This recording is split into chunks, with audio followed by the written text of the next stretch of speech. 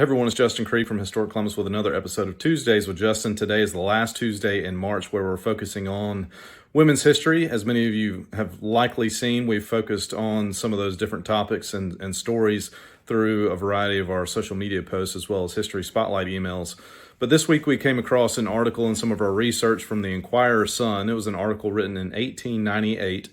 And it focused on some of the values of the buildings located along Broadway in downtown Columbus.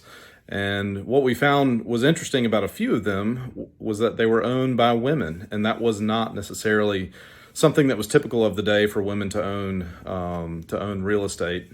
And specifically, the Rankin Hotel, which is a building that's now owned by Columbus State University and used as student housing. That building in 1898 was valued at $77,500 and was the most valuable building on Broadway. It was owned by Miss Agnes Rankin.